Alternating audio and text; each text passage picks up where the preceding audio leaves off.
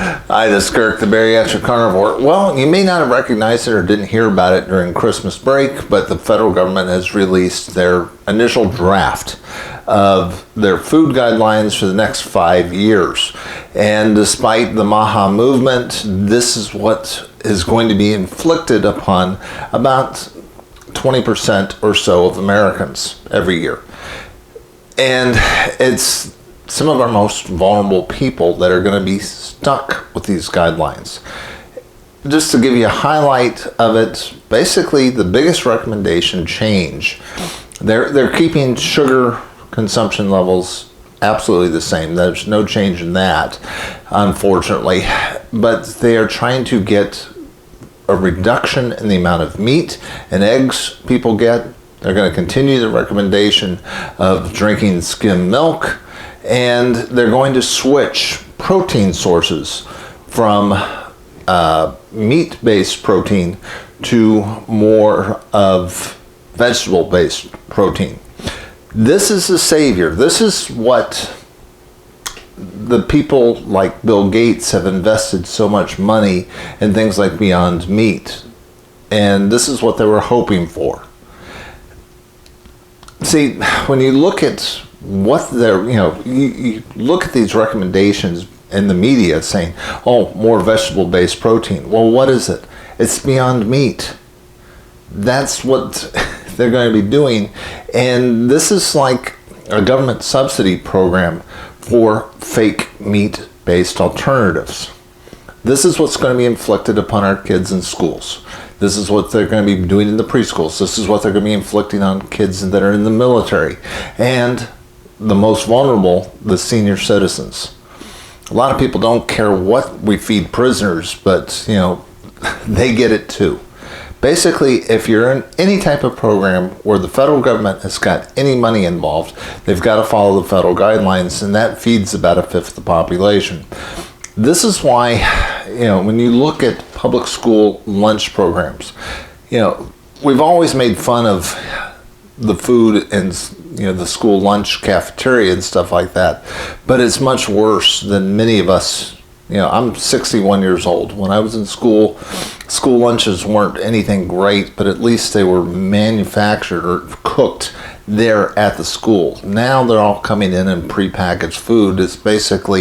It's already wrapped up in a cellophane wrapper and given to the kids, or it's like a TV dinner type thing. It's all pre-processed, manufactured, ultra-processed food. And that's what they're going to get more of. And you may be going, why do we do this? Well, it goes back to 1968. In 1968, CBS News ran a special news program called Hunger in America. And it was a pretty stunning indictment on how malnutrition was really affecting so many people in the United States. And this got McGovern and a few other liberal members of the U.S. Senate to start studying this particular issue. And from 1968 to 1978, the U.S. Senate Select Committee on Nutrition in America started looking into this subject. And the one thing that they came to a consensus on was that there was no consensus. You could ask 20 different experts and you'd get 30 different opinions. So, but despite that, because they've been studying it for a decade, these politicians decided we're going to create a food guideline.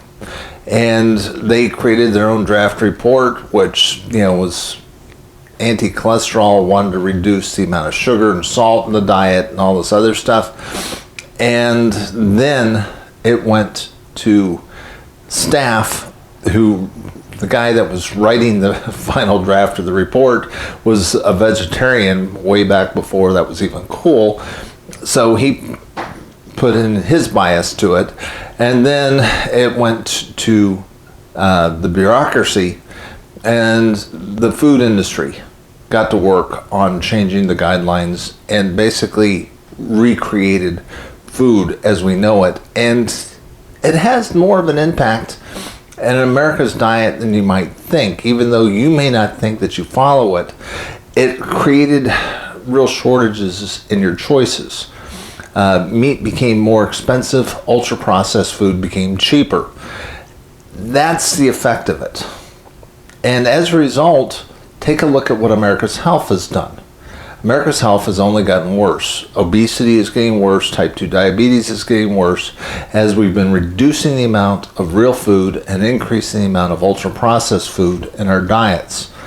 So all the things that you may not be thinking, we follow the guidelines more closely than you might think, and we have for a long time. It's only been recently that there's been this growing movement of people that are kind of waking up to realize, you know what? I didn't really, I know I got worked over during the last pandemic, and I'm really wondering about government guidelines when it comes to my health.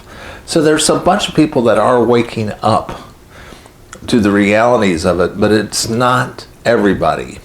And, what can you do about it? Frankly, not much.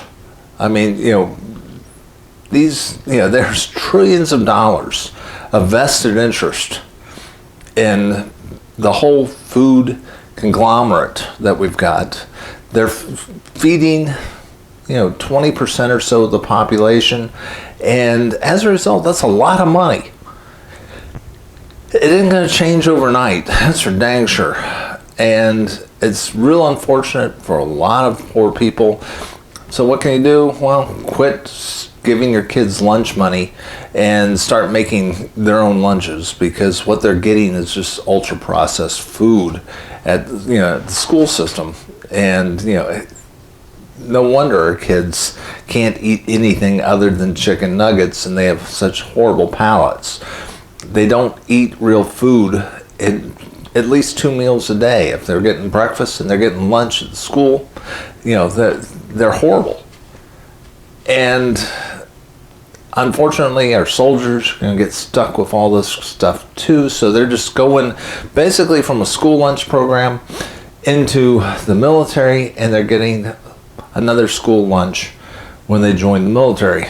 And our senior citizens are going to get more feeble, more weak, because as you get older, you need more meat. Your ability to absorb protein goes down, and trying to get it from beyond meat isn't going to work.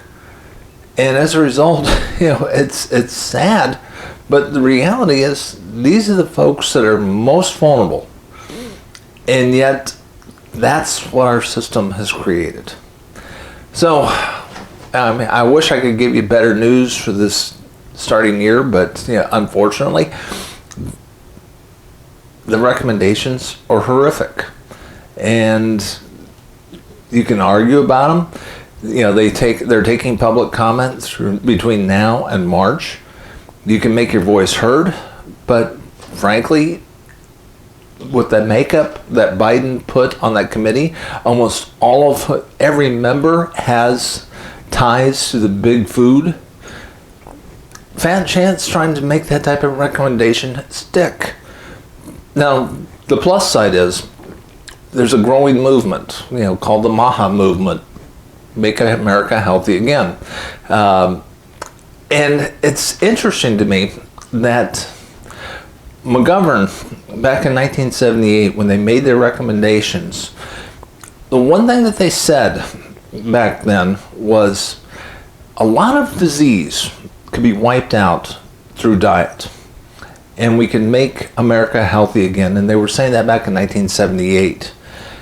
It's amazing how things have come back around. And that was a movement that changed America's health for the worse. Maybe there's enough people that are waking up to this new movement that can realize maybe we can change America's health for the good.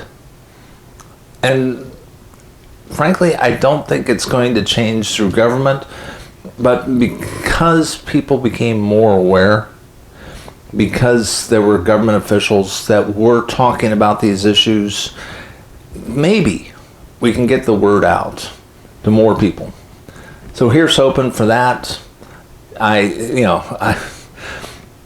in this fight for your health, look, you're all alone. But we can all be alone in this together. And the more people that get the message, the healthier this country is going to be, the healthier you are going to be. And at the end of the day, what more do you want? I am about fully recovered from my open heart surgery back right before Thanksgiving. I've made kind of a remarkable recovery. I kind of took December off just to try to take care of myself, but frankly, the scar's about healed, and I am ready to get back into life again and start making these videos a couple of times a week. I hope to, that you will like, subscribe, join this channel, and join with other like-minded people that are trying to make a difference for their own health. I will be talking more about health-related issues at least twice a week. This is Kirk, the Bariatric Carnivore. I will talk to you again soon.